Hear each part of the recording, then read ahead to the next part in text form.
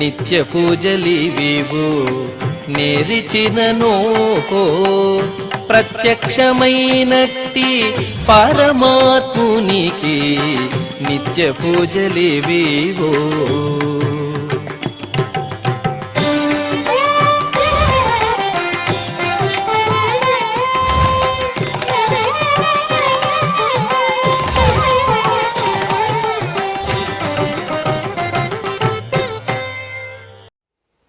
ఓం నమో వెంకటేశాయ. ఈరోజు గురువారము, శ్రీ క్రోధినామ సంవత్సరము, ఉత్తరాయణము, వసంత ఋతువు, వైశాఖ మాసము, కృష్ణపక్షము, అమావాస్య తిథి, రోహిణీ నక్షత్రము, జూన్ 6, 2024.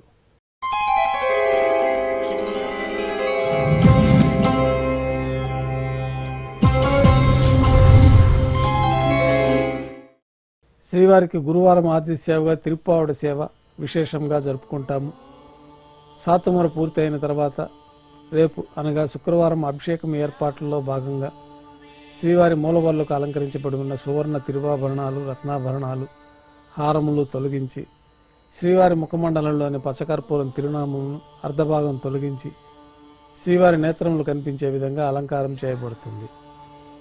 శ్రీవారి బంగారు పాదకవచములు, సువర్ణ కటిహస్తము, వరదహస్తము, శంకుచక్రములు, కర్ణపత్రములు, శాలిగ్రామాల హారములతో అలంకరిస్తారు. గర్భాలయం శుద్ధి గావించిన తర్వాత మాధ్యాహ్నిక ఆరాధనలో భాగంగా బంగారు పంచపాత్రలో శుద్ధ జలం నింపి శ్రీ వైఖానస ఆగమోక్తమైన ఉపచారాలు స్వామివారికి, ఉత్సవమూర్తులకి సమర్పించి అష్టోత్తర శతనామావళితో అర్చన జరుగుతుంది.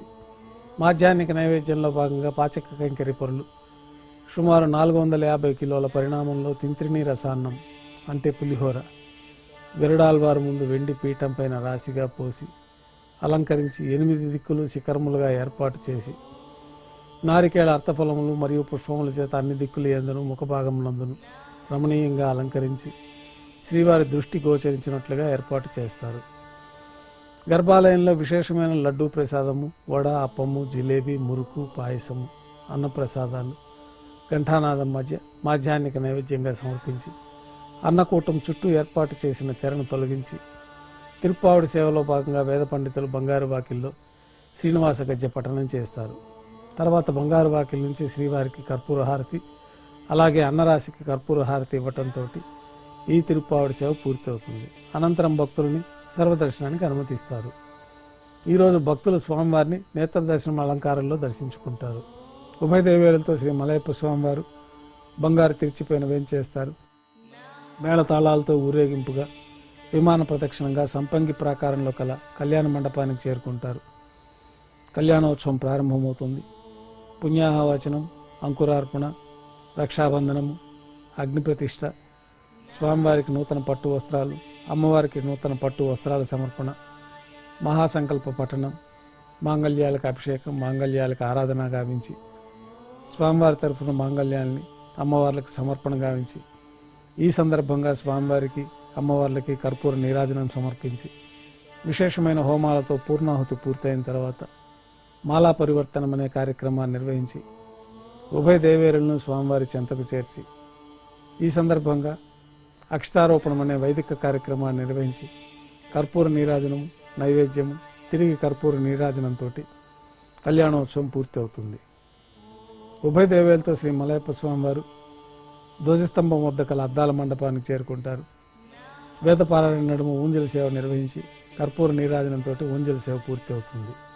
ఉభయ దేవేలతో శ్రీ మలయప్ప స్వామివారు మేళతాళాలతో ఊరేగింపుగా ఆలయం వెలుపల కల వైభవోత్సవ మండపానికి చేరుకుంటారు. అక్కడ ఆర్జిత బ్రహ్మోత్సవంలో భాగంగా స్వర్ణ గరుడ వాహనం పైన శ్రీ మలయప్ప స్వామివారు వేంచేస్తారు. కర్పూర నీరాజనంతో స్వర్ణ గరుడ వాహన సేవ పూర్తి అవుతుంది. హనుమంత వాహనం పైన శ్రీ మలయప్ప స్వామివారు వేంచేస్తారు. కర్పూర నీరాజనంతో హనుమంత వాహన సేవ పూర్తి అవుతుంది. పెద్ద శేష వాహనం పైన శ్రీ మలయప్ప స్వామివారు వేంచేస్తారు.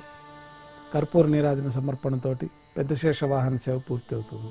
ఈరోజు రోహిణీ నక్షత్రం సందర్భంగా సాయం సంధ్య వేళలో 1000 దీపాలతో అలంకరించబడి ఉన్న సహస్ర దీపాలంకరణ సేవ మండపానికి రోహిణీ నక్షత్రం సందర్భంగా కృష్ణస్వామి వారు, రుక్మిణీయం వారు వేంచేస్తారు.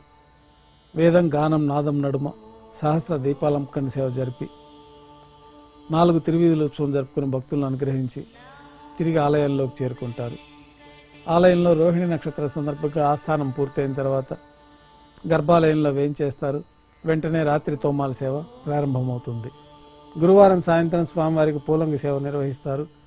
సాయంకాలం ఆరాధనలో భాగంగా గర్భాలయం శుద్ధి చేసుకొని పంచపాత్రలో శుద్ధతోయి నింపుకొని స్వామివారికి ఉత్సవమూర్తులకు ఆగమోక్తమైన ఉపచారాలు సమర్పించి వివిధ సుగంధ పుష్పాలతో స్వామివారి దివ్యమంగళ స్వరూపమంతా పుష్పమాలలతో అలంకరించి పుష్పమాలలతో కిరీటాన్ని సూర్యకటాన్ని స్వామివారికి అలంకరించి ఉత్సవమూర్తులకు పుష్పమాలలు సమర్పించి చతుర్వేద మంత్రాలతో మంత్రపుష్పం సమర్పించి నక్షత్ర నీరాజనము కర్పూర నీరాజనంతో పూలంగి సేవ పూర్తవుతుంది.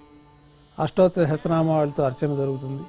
రాత్రి నైవేద్యంలో భాగంగా అన్నప్రసాదాలు, పన్యారాలు, దోశ, ఘంటానాదం మధ్య నైవేద్యంగా సమర్పించి తిరువీస నైవేద్యం పూర్తయిన తర్వాత భక్తులని పూలంగి సర్వదర్శనానికి అనుమతిస్తారు.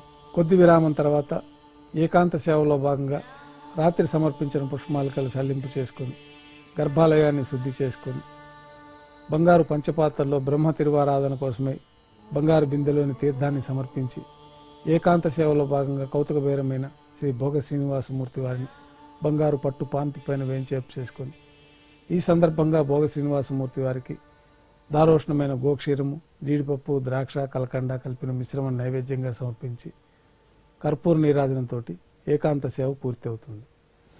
ఓం నమో వెంకటేశాయ.